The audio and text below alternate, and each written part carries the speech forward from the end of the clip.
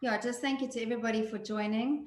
My heart today is just to try and be a support to you as teachers, and in doing that, for you to then to be able to be a support to the children and to your families. So, what we've experienced in South Africa over the last little while has been over this week, but then also if you take into consideration COVID, which has affected the whole globe, there's a global crisis. Um, yeah, what we've experienced is just collective trauma. And so today, whether you've been a part of what's happened or experienced things in South Africa, or even if you're from outside of South Africa, first I just want to welcome you, and my heart is that I can help equip you from a place of trauma, from a place of understanding what trauma is and how it can impact our children and how it impacts you. So just initially, I'm going to start sharing my screen now, but I just want to prepare you. There are three. The first two slides do have images with the writing. It's not. There's nothing heavy, but I just want to prepare you because for some of us, like you'll see later, we have different triggers. We have different responses to things. So just so that you know that, and yeah, I hope that you gain from today, and also just to know that at this stage, what we've come out of in the last 2 weeks in South Africa with the rioting and the looting and everything is it's okay not to be okay. I think what we need to do is come from a place first of realizing where we at, and when we are able to be aware of ourselves, then we're able to be the space for our children. So just to have compassion for yourselves, to have grace. Even this morning, driving around back at work, back doing things, I just had this feeling of it was surreal. It's like everything's gone back to normal from the outside, what it looks like. And this will be with any trauma. It looks like things have gotten back to kind of a normal, but you ask yourself, did we actually go through this? Did we actually experience these things? And in doing that, I missed my turn off for my meeting that I go to literally every week because I went onto autopilot.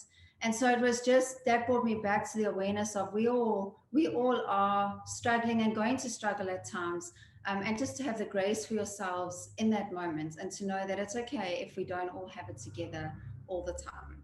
So yeah, I'm going to start sharing my screen now.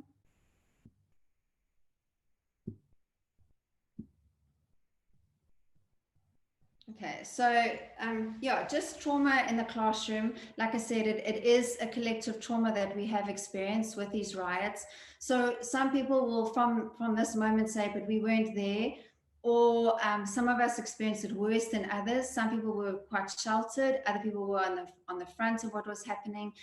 Some people experienced a lot of the sounds and actual visual images. Some was just news. But no matter what your part was in the process, even if you just heard or you had family that were involved, so you might be in a different province that didn't get affected, everybody to some degree has been impacted by this trauma. And so, yeah, don't we want to compare ourselves and say, I might not be able to identify with this because I wasn't there, but we all to some degree have experienced something.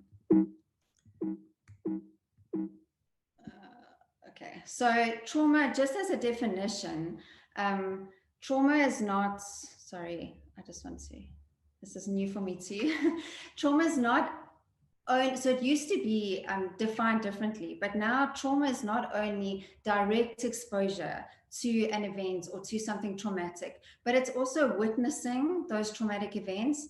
It's learning about them, it's hearing repeated exposure to the event that's happened. And so for our children, what we can say is that our children may now experience things like terror, a helplessness or fear. And it's for all of us, it impacts the way from now that we're going to think about things, that we're going to feel, and how we're going to act. And so just for you to know that what trauma does is it causes very big emotions that we need to navigate, and we feel intensely threatened by some things because you'll see later how the brain perceives trauma and threat. But there's a very strong emotional reaction, and then there's also a physical reaction. And if we can understand more about this before our children come into the classrooms on Monday, I'm hoping to give you a better understanding of how their behaviors can flare up, and how we can come from a place of just understanding how this trauma could have impacted them. Okay, so what are some tips for you? Is one thing to remember and to understand is that this trauma happened suddenly with the rioting. COVID was also a little bit the same, but COVID has been a prolonged and extended time that we've had to deal with. But with this looting and the riots, it happened suddenly and without warning. So a lot of people have felt a lack of control. And even for you as teachers, when you go back into the classroom, after having all this knowledge or any traumatic event that your community experiences or us as South Africa or even the world experiences, when something happens like that, for the last week, we've had kind of no control over what's happening and no way of being able to stop that. So you're in your home, you're trying to stay safe, but there's nothing you can do to actually go out and to stop it. The community did get together, but what I want you just to understand is that that sense of a lack of control can feel very overwhelming. And so even on Monday, when you come back, your classroom can at a stage feel quite overwhelming, and it might trigger for you a response or something in you where you feel like this is just too much.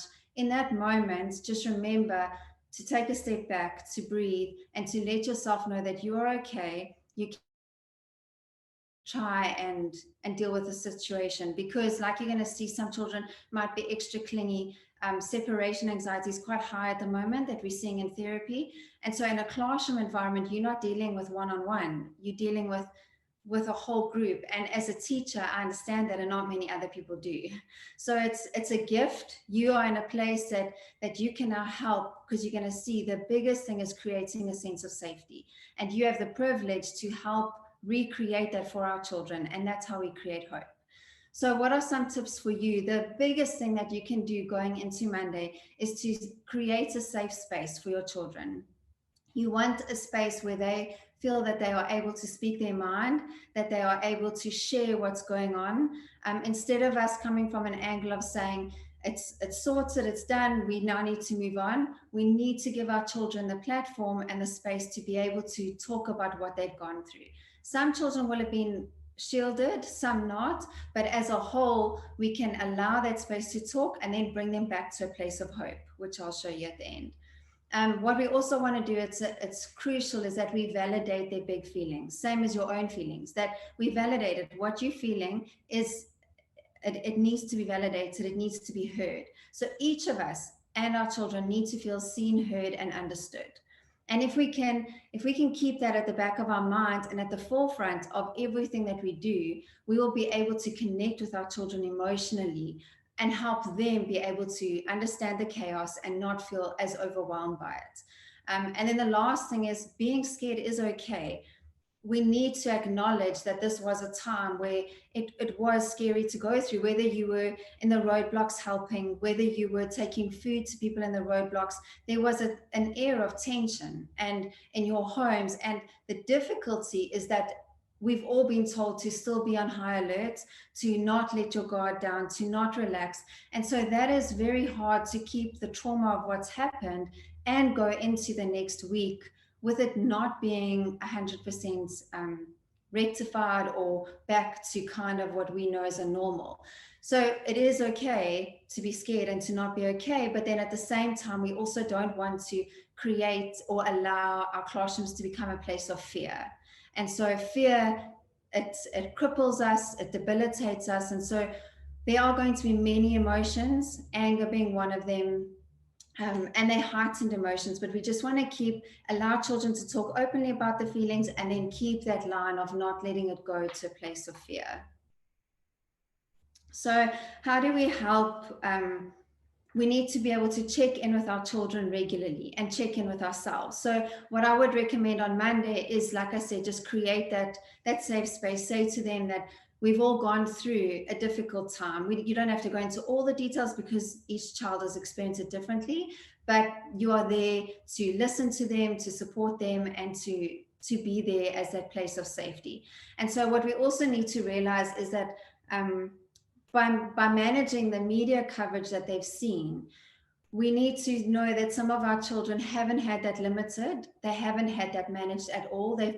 Parents haven't known how to cope, so they've just had the TV on, news all day, every day. Our children have filtered in that information, but they don't have the emotional language or the capacity to be able to talk that through, to be able to understand that.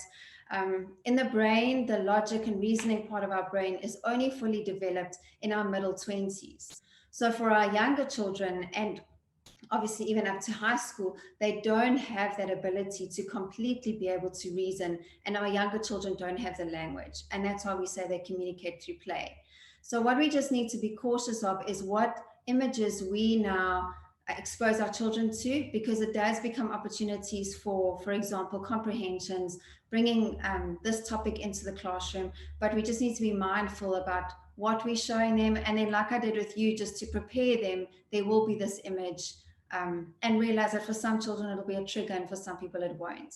And then what we can do is take the focus away from all of that negative media that they've been exposed to, and bring them back to talking about the first responders, the police, the community, how everybody came together, created the sense of safety.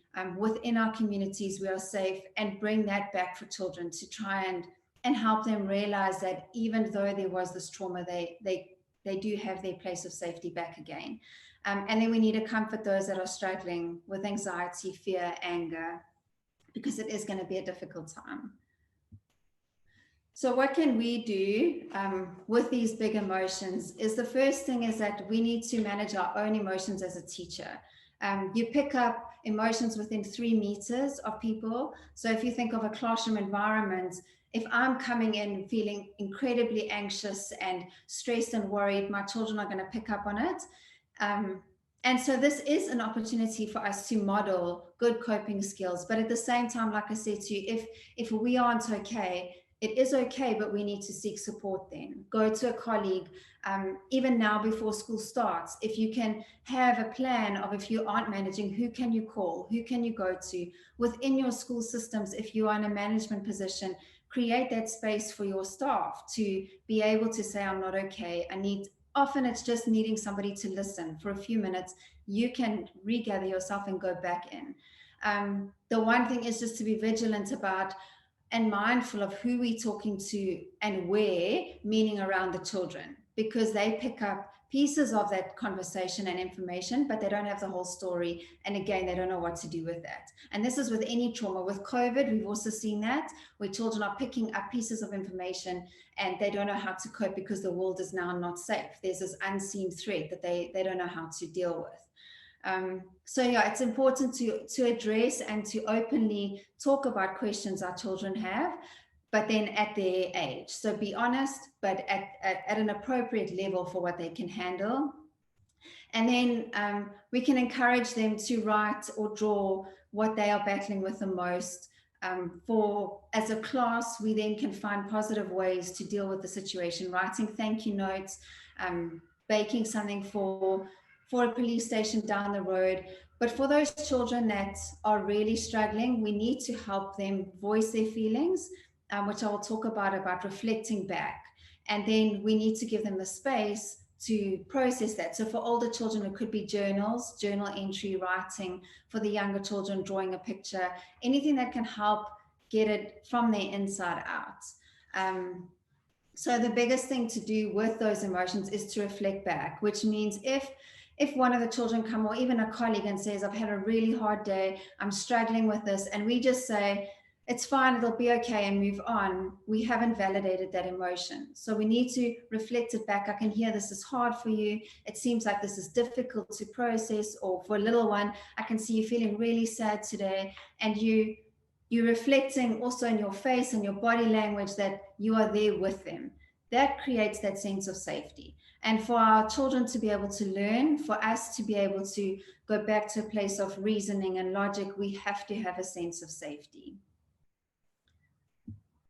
So what we need to be mindful of, especially as teachers, because on Monday and with COVID and curriculums being behind, we often can come in already quite stressed, and knowing what we need to achieve, what the what the curriculum plans are, and it's very difficult to deal with behavioral responses on top of this. And so from now, if you can just keep in mind that behavior is a stress response. So trauma not only affects those of us that are in it, but also everybody around it. For example, if you've got children where their parents' factories have burnt down or they've lost everything, the child may not have experienced that physically to see it, but they've been in an environment with parents who've been stressed, and how are we going to provide, and we don't have food. Those things affect the children. And what it does is it creates a physiological change. So it recalibrates, it resets our brain's alarm system. And what the brain is always doing is seeking safety. So what that does is then tells the brain things aren't safe, and it means we get triggered a lot quicker. So that means that their reactivity to stresses, even if it's minor, even if it's little, becomes heightened. What that means for us is that the things that would trigger us or that wouldn't trigger us normally have the potential to do that now. And for example, it can be as minor as trying to tie a shoelace or trying to do maths that I could do last term, but I can't do this term. For us as adults, it can literally be anything.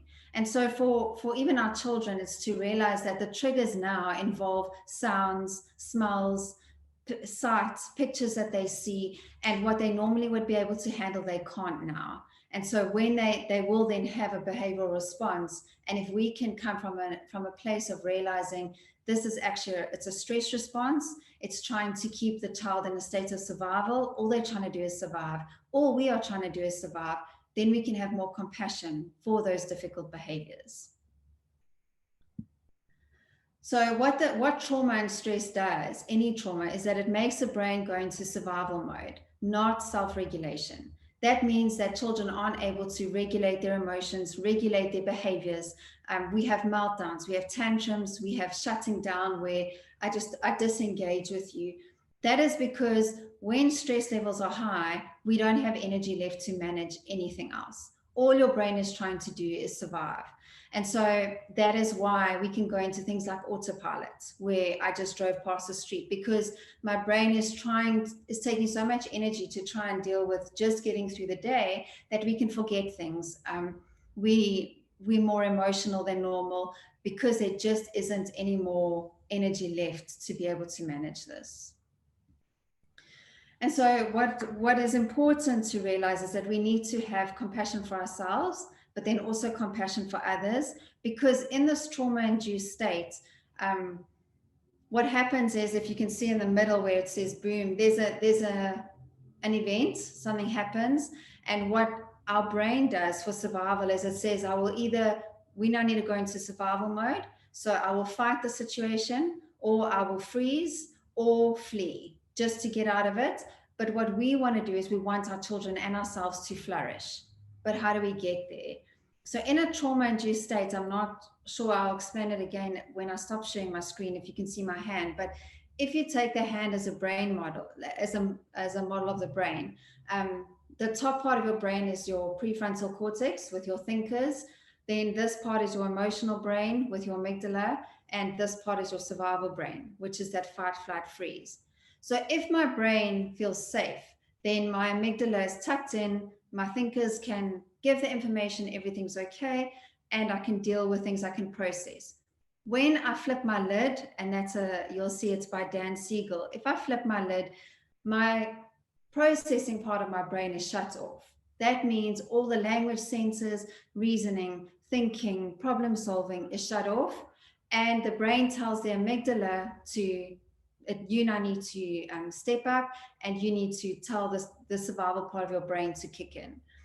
So what happens is there's a trigger, they've gone through this traumatic event, they come into school, everything seems fine, they hear, or you slam a book down on the desk, and it triggers that reaction from what the gunshot might have been.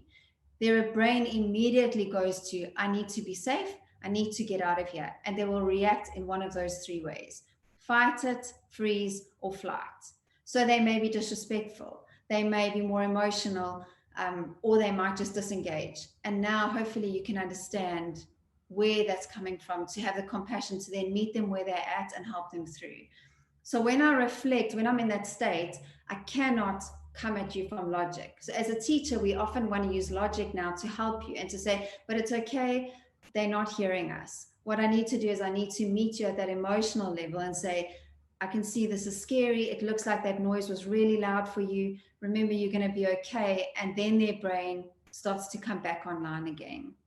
And now I can start with the language and the processing and helping you to the logical side of your brain. So what our nervous system does is, all I want you to, there's a lot of information, but all I want you to get from this is that our nervous system creates this response automatically. We can't think about it. And what it does, your brain adapts to be able to survive and then only thrive. So at the moment, most of us are still sitting in that survival state. We're not sitting in a place where we can thrive because like I say, we can't let our guards down yet. When you're driving around, you're still seeing military, you're still seeing, guns, everything else. And so our brain is automatically adjusting to that information all the time. Same with our children. And so when they come in on Monday, their nervous systems are going to be a lot more heightened and a lot more prepared for stress, not for safety. School is fun, I want to learn, I want to do this. It's not, until we can recreate that safety again within the classroom and within the home. So just some of the things is that your heart rate will go up, your blood pressure goes up, your body is now, it secretes cortisol, which is the stress hormone, to prepare you to get out that situation. The thing with the brain is, it's amazing how God has designed it, because he's designed it for safety. The brain is always checking. So if I'm in a real threat, like we have been at the moment, it serves me, it helps me. If I stepped into the road and a car came past, I would be prepared to freeze, let the car go past, and I'm safe. The problem is that the brain also takes perceived threat and responds in exactly the same way. So now we're in the classroom, like I say, you put the book down, there's this loud noise. The brain perceives that as a threat and goes into the shutdown mode to get you out of it. So it doesn't digest food properly, blood is pumped to your muscles. But now our little people that are sitting at their desks can't flee, they can't get up and run, they can't fight, they can't use up any of those hormones that are in their body, because there isn't actually a threat. And so what happens, it starts getting stored, and we start getting headaches, stomach aches, not wanting to eat food, those types of things, because our body's now not able to use up the different processes that have started. And so just to understand, that's the physiological response. When they say they have headaches and they have stomach aches, that is, and their heart is racing, and panic attacks and difficulty breathing, that is all the body's response to that traumatic event, to that situation, even if it's not the traumatic event. And so what the behavioral challenges that we might be facing is that, like I said, sometimes the brain detects a threat, so it goes into that flight, fight, or shutdown mode, and we've got to get back that sense of safety before we can use our thinking brain. So what we want to do with our children is we first need to engage with them, then we can help regulate, which then allows us to relate to them, and only then can we get to the reasoning, the logic side. So just as a teacher, when you go in on Monday and over the next few weeks, just be very mindful of, we first need to engage with our children before we try and reason and do work and, follow these plans and the stress that we under, try and speed up work. Sometimes we need to just take a step back, breathe, and engage with them first again, and get their hearts before we're able to get their minds. Okay, so just when a child can't calm down with the brain, what they need is connection, and they need comfort. They don't need criticism and control. So by no means do you allow boundaries to be moved, but we just need to get that connection first, which provides the comfort for them to be able to learn. And then this is from Paris Goodyear, her picture, and she explains the brain in 3 different stages. So as in development, the bottom part, that reptilian brain, develops first. Then, like I said, it's the emotional brain, the limbic brain, and then finally the neocortex, which is your thinking brain. So in development, when the reptilian brain can answer the question, am I safe? Then, for example, a baby gets fed, it gets its needs met, then it can go to the connection part, am I loved? It starts to mimic facial expressions, starts to feel that connection, and then only can we go to planning, reasoning. What's happened is, and how this is relevant to us now, is that we've all been taken back to that reptilian brain part of, am I safe? That is where we're sitting at. So if you can understand that the children coming into your classroom now are not coming in wanting to know, can I engage, be with my friends, can I plan, have logic, do all this maths, do all this thinking, because at this stage, what they're coming in, especially in the areas that were more affected, is all they want to know is, all their brain wants to know is, am I safe?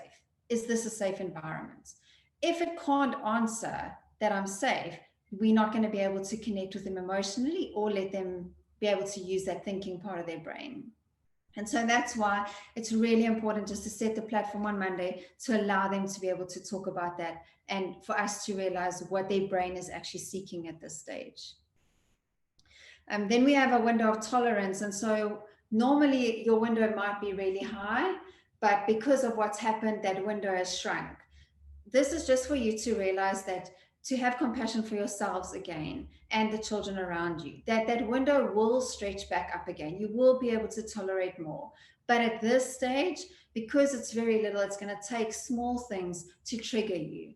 Either to trigger where we can't get our children to calm down, they can't regulate very well, or like I said before, they shut down.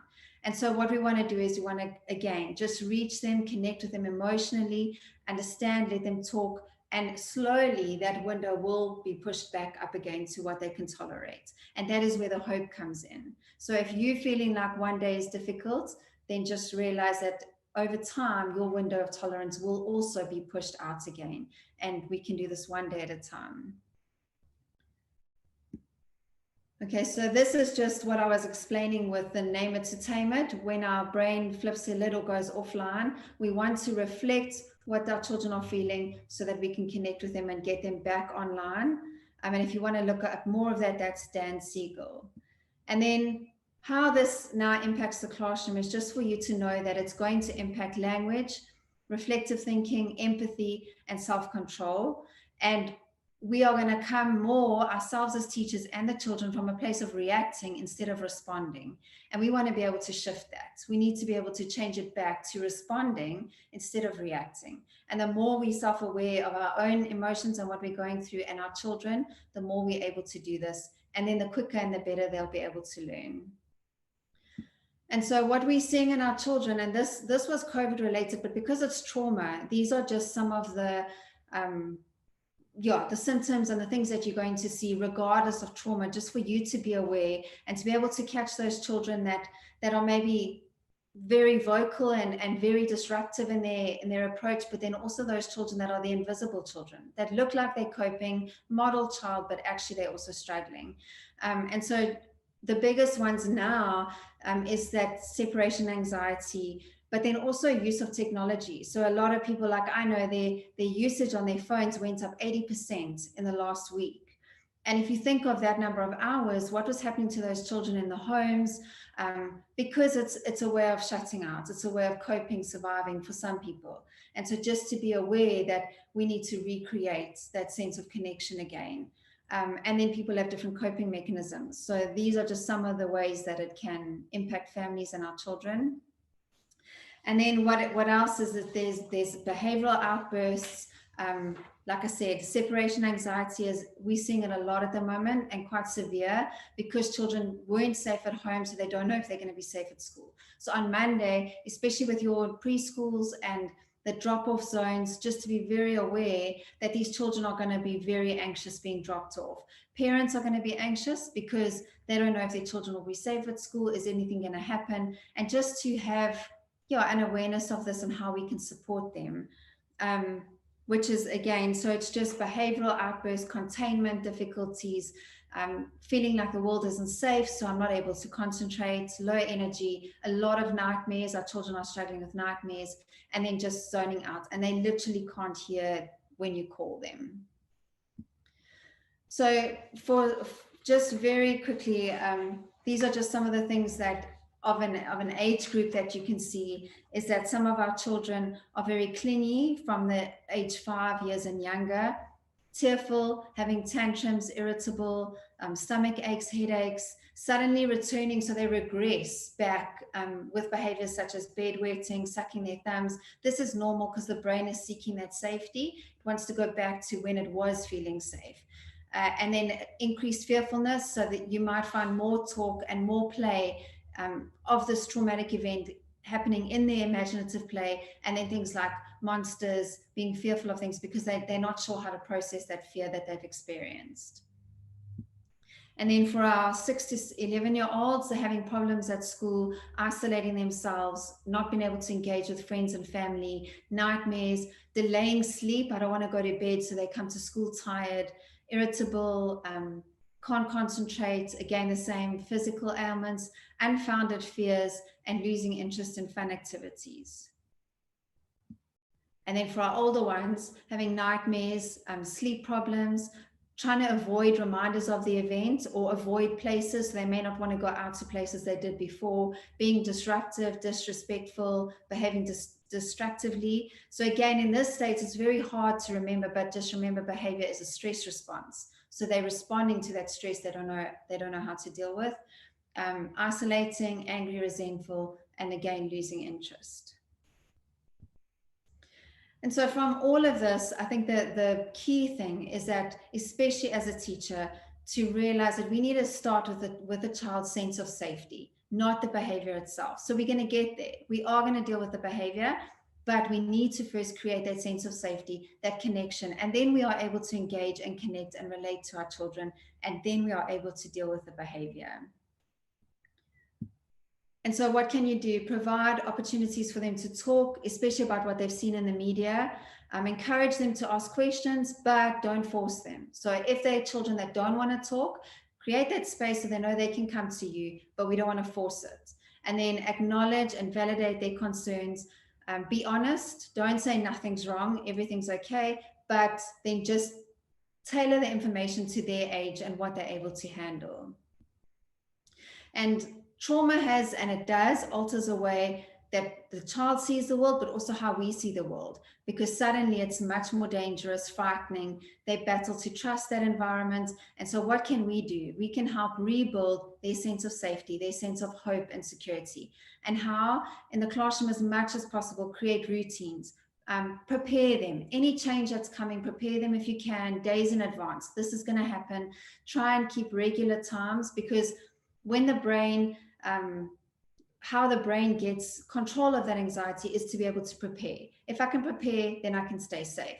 And so as much as we can for our children, we need to do that. And that's why as teachers, you might find yourself feeling very overwhelmed on Monday. There might be situations where this feels overwhelmed and I don't know how to control this. And it triggers that feeling of a week and a half ago where we were in that situation and couldn't control it. So again, just take a breather, minimize stress, try to take time in the classroom for rest, play, having fun. And then it's very important now to take our children to the future. Speak hope, speak plans, what you're going to do. And this helps them go away from that bleak, unpredictable past to being able to go towards the future. And it's important that we keep our promises. We keep our word, because remember, they're now reestablishing trust again. So we need to follow through. And so in the moments that you are feeling overwhelmed, I don't know what to do, how do I do this? I want you just to remember, it's not strength that we need, but we need safety. We need each other. We have amazing communities that have stood together, and that is what we can give our children. And so together, if we focus on hope, then together we can rebuild. Acts of kindness, writing letters, doing things for our community to say thank you, that all helps our children rebuild again as a class, as a family, as a community. And in doing that, we're giving our children, instead of the fear, we're giving them a concept of inclusivity, courage, respect, generosity, integrity, and allowing them to know that they're brave. You are brave. What we've gone through, we've bound together, we've got through it, there's hope, and that instills in our children a sense of resilience and being able to bounce back in the future. And yeah, I just want to thank you for your time, and I hope that that was informative. I went through it very quickly because I don't want to waste your time, but yeah, I hope that that just allowed you to see the effects. There's a lot more effects that trauma has on the brain, but if we can just go into our classrooms with compassion, with grace for ourselves, our children, and our colleagues, then we take it one day at a time. And with this information, hopefully you feel a bit more equipped. Thank you, Sean. Thank you so much, Belinda. Gosh, that was, for me, very practical, and very helpful. And I'm going to ask maybe just now again, Belinda, just put your details back on, but we'll have it available on our website first thing in the morning, for everybody. I'm going to encourage people just to, on the chat, put the questions that you have, and I will manage them and ask them of Belinda, and she can respond. But while you're doing that, there were three things, and two comments more, and then one question, Belinda. The first one was, I just love the concept of a safe space. And that made absolute sense for me, that would be the priority on Monday morning. And you know what, even in the context of family, I think that's even in the first place to start for us as parents, to create that safe space at home. And with the language that we use, the thing that stood out for me in that discussion was how we reflect safety. You know, even the non-verbal body language that me as the teacher or the dad is using will create that sense of safety or not. So not that I can help everything, but I suppose that's going to be an important thing to consider. So I think I really enjoyed your ideas as far as creating that safe space is concerned for the teachers. But then I can suggest, especially to all the leaders that are here, that you create that space as a staff. If you haven't already, perhaps even tomorrow, if you are meeting as a school, there has to be an opportunity for the teachers to play kids and to listen and tell the stories and to be heard. And just what you're describing, what we ought to be doing with the children, it would be an incredible exercise for teachers to do that as well, because we need the help as well, and to be able to debrief going forward. And I love what you said, is that we need to kind of also be able to forgive ourselves, and we can have a bad day as a teacher, but we've obviously got to try and manage it as well as we can. And then the question would be, Belinda, and I don't know if you can help, but I'm sure you can. One of the strategies that we often use as people is as a coping strategy, we name and shame. And I would suggest that that's not a good thing to do. And even in the creation of a good space in the classroom, is we don't spend our time blaming this sector of the country, or these people, or this race, or this gender, but we do that as a coping mechanism often. So any thoughts or comments as far as that is concerned, and maybe a tip or two as far as that is concerned? I think the biggest thing we need to bring into our classrooms is that sense of unity again, because there is going to be a lot of division within thoughts. And like you say, it's easy to blame. But if we can, and the only tip I could have is in our approach, in our language that we use as the leader in the classroom, is to come at it from an angle. You know what we've been through in the last 2 weeks has been difficult. There've been people that have made bad choices. And then we've had communities that have stood together and made choices that have helped. And it's not a case of a person or a group, and we're not causing division. We've all got the capacity to make bad choices, no matter who we are. But also as a united front, no matter what your skills were, no matter how different we were able to come together, unite, and together create that sense of safety again for each other. And so I think the language we use is a model to our children. So if we come in and, like I said, be mindful of how you're talking, because if you're venting to a colleague about what's happened and you using language that identifies a certain group or a certain type of person, the children will pick up on that. But if we can model good coping skills and good, you need to vent, but then find a space, but be careful in how we're speaking. And we can't take our burdens and put them onto the children. We need to create that sense of, just unity in how we're going to deal with it. Yeah, I think it's just, I suppose it's the spiritual journey actually that we all walking. We live in a dark world. As you say, people make bad choices. And as much as we're trying to make good choices, we're not here to judge the bad ones.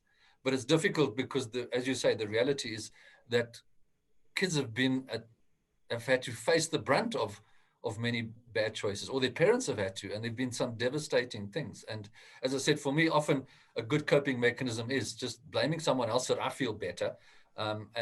So even in just the management of the discussion, and I love again, for me, the concept of creating a safe space in a classroom is allowing the kids to have their say and then protecting that child's opinion, and not allowing the other children to kind of bully or tease or that's not right or whatever. And I like what you say, is authenticate every opinion as real for them, because we all, as you say, have got different opinions and different feelings based on what we've experienced. So that's a very important skill for our teachers. I'm just trying to check and see if there are any questions that have come through on the chat. So please keep them coming. We are dealing. Also, one practical thing from a school point of view is just creating a plan, because we don't want to create fear in our children, but we do need to have plans in place. And so for you to feel more control, and this is only something I picked up through somebody else, is as a teacher, we often, our primary role is to make sure our children in our classroom are safe. So if something happens, that's our primary role, but then you have your own family at home. So how do you deal with your own family? So just discuss as a family, what are our strategies? How are we going to keep each other safe? Again, it's that preparing that control, not creating fear, not heightening it, but just in the situation, what can we do together? And discussing that as a class and as a family. And then being honest with our children and not just saying, it's all fine, but then just filtering how we're having those discussions. Yeah. I don't see many questions, so I'm going to allow people to, ask questions by show of hand. There are many comments there that have just been, very helpful and just very appreciative, Belinda. So they're just very, very excited about what you have shared. And to let everybody know, we will put the recording plus your slides. Would you mind sharing your slides with us? Yeah, we'll put that onto the website first thing in the morning, so that everyone's got access to them. And you're welcome. And then you're welcome to contact Belinda directly if you want any help, or if she can help you and your school in the next couple of weeks or whenever, and use her expertise. She's been wonderfully generous for us this afternoon. So if there are any questions and you know how to use the Zoom platform, please raise your hand, and then I unmute yourself and ask the question. Otherwise, to everyone, if you would like to go, again, on behalf of ACSI, Belinda, thank you so much. Thanks for being part of the family, extended family. We really appreciate your time and your energy. For me, super practical. As a previous teacher and principal, that was very helpful. And I could understand it, so that made it a lot easier. So that's great. And we really do appreciate your time and effort this afternoon. And to all the teachers that are out there, I want to wish you well on Monday. And yeah, take it easy. Even as Belinda mentioned, there's so much pressure to catch up and do the work. And often we default to action, especially as men. We want to do something. And I think you ladies are better at just, let's calm the things down. And may you do that. May you give time to that reconnection, which, as Belinda explained, causes us to feel a lot safe. So best wishes for Monday. We really pray that it goes well. Please know that from our side, we're praying for all of you and all of our schools, and we trust that this next season would be good. Just remember the difference that you're making, teachers, in the lives of these children. For many of the children, you are the safe space. Thank you for what you're doing in that regard. Also remember that what we do is we point our children to Jesus as the ultimate safe space. And we rely on what he provides for us on a daily basis. And I'm sure that you're going to do that in your classrooms as well. But take your time, and as Belinda said, forgive yourself and allow yourself just step by step to reconnect with these children. So what you said most certainly made a whole lot of sense. I'm going to keep scrolling to see there are some more messages. Okay, Belinda has put on the chat group her email address and her cell phone number, so you can get it there. If you need it there, so you can go and have a look at the chat group. I'm just checking to see. Here is a question: what is the key telltale sign that a child is internally dealing with trauma? Something that we as teachers can notice immediately. That's a great question. It's a very good question, and it's a very difficult one in terms of we can only look at the symptoms, kind of. So I think to be very mindful of if there are changes in your children. So you have had a period of time now, luckily, to get to know your children. So if they come in and they're completely different, they're a lot more quiet, or they're more reactive than they were before. Those are things that you can pick up. And the difficulty is here, this is why it's so important for the teacher to be able to be aware of their own emotions, so that you don't come in completely flustered and overwhelmed, and we kind of miss those things, because it's often easier to see those children that flag very quickly with the aggression, with the acting out. But like I said to you, there are also then the children who are quiet, and suddenly you get performance anxiety, where they are perfectionists and they look like the perfect child, but actually then you see them struggling with something that's minor and they can't cope with it. So it can be anything. It can be the meltdowns, tantrums, nightmares, all the things I said, but also prolonged. So for now, we're all going to be experiencing that, but it should, the more we create the space, the more we talk, it should start to get better. If our children are still struggling long term, we know that trauma is still having an impact. And it can be emotional, it can be physiological, and it can be academic. So it's all those symptoms, but we just need to, I think, look for when there's a change in a child that wasn't the same before. And then there's another trick up your sleeve that we know. As the kids come into your class, you just ask the Holy Spirit to tell you and to show you and guide you. And, God promises that he would help us do that. So, but I think you're right. It's, the teachers know the children well enough to be able to try and, see that they're completely different. And I think we've just got to be conscious of that all the time. It's going to be an ongoing journey. It's not just a once-off event on Monday. It's going to take time going into the future. Just another thought that I had that I would probably do if I was a school principal, I would make sure that 100% of the staff are out at the the car park on Monday morning, because I think that is so key. Whilst the children are going to be nervous and fearful, I think the parents are going to potentially be more fearful, because they're releasing again. So it's very important that as a school community that get out there, go and engage with the parents, go and give them a hug, go and love them, go and console them, go and do what you need to right at the beginning of the day. I think would be a very positive step. I've got another question here. Any suggestions how to deal with children who have been used to help looting?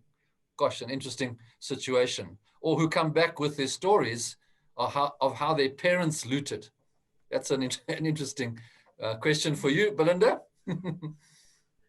So obviously this, I'm not an expert. I think, and even the one school I spoke at, I said, I think we're gonna see, and we're gonna be faced with things we actually don't have all the answers for now, because we've never experienced this before. Just like COVID, we weren't sure exactly. But the one thing that like resonates in my heart and my spirit is just grace.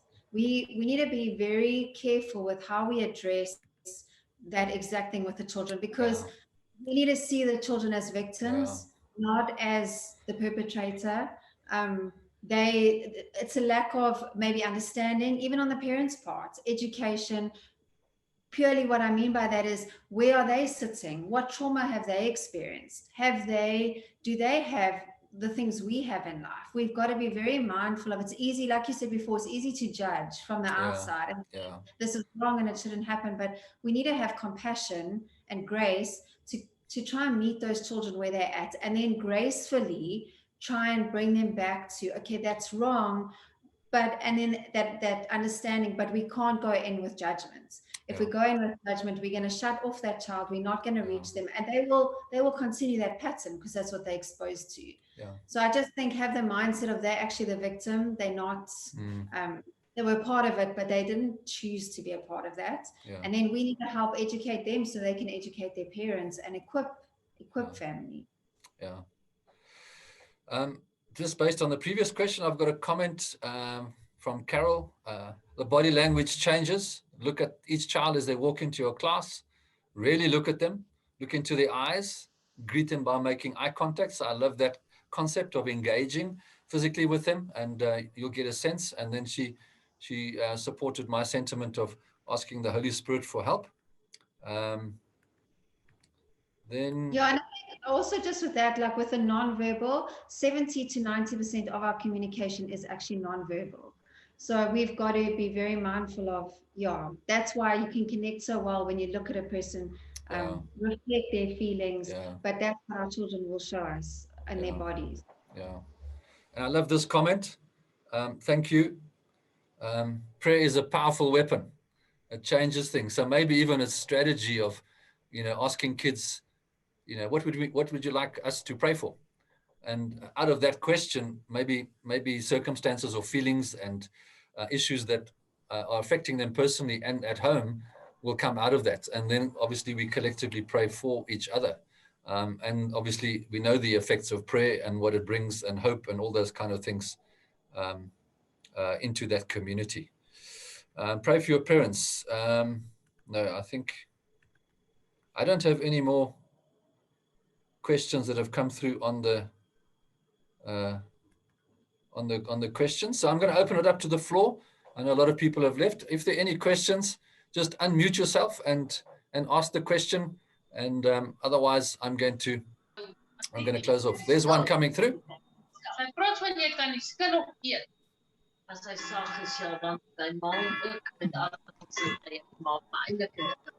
I'm not sure that they're asking a question. They're having a good discussion, Belinda.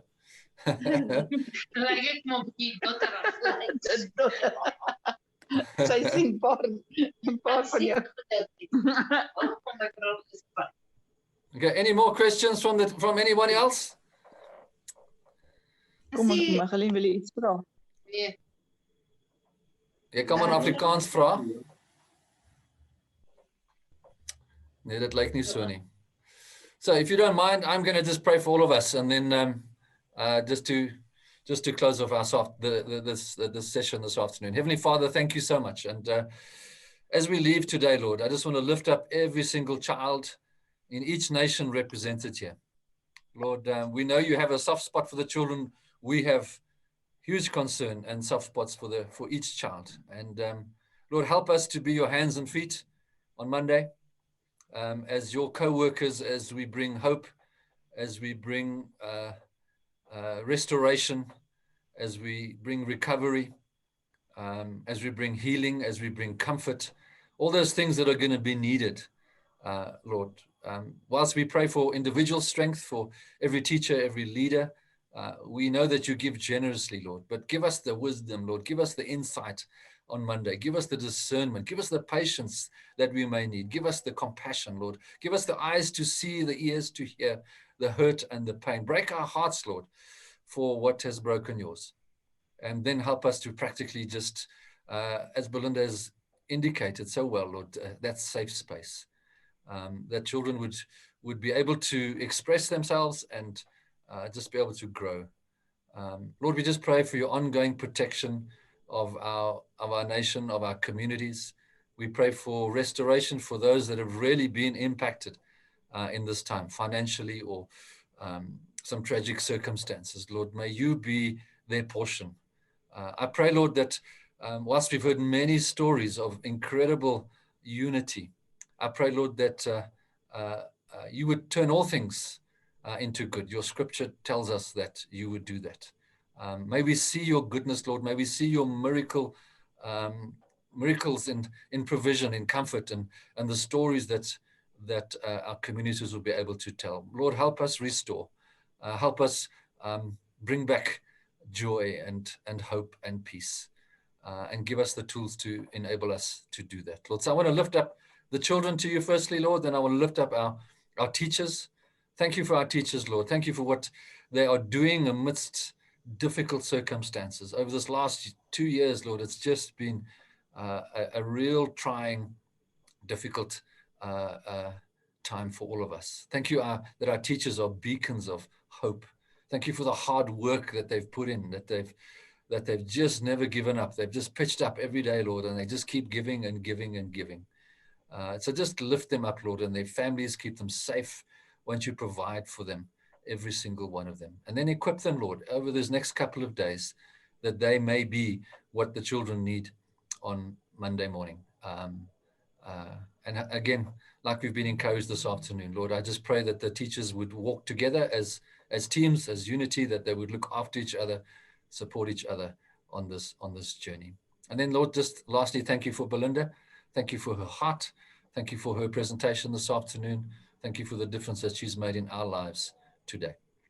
In Jesus' name we pray. Amen. God bless you, everybody. Thank you so much. Good luck message to everybody for Monday. Thank you to those who have joined us, especially those who are not part of the ACSI family. You are so welcome to be part of these initiatives. Bless you. Keep yourself safe and keep being a light. Keep being the salt that God calls us to in this world. And we look forward to seeing you again quite soon. Thanks again, Belinda. Bless you. We'll be in touch. God bless you, everybody. Have a nice afternoon. Look after yourselves. Stay warm and stay safe.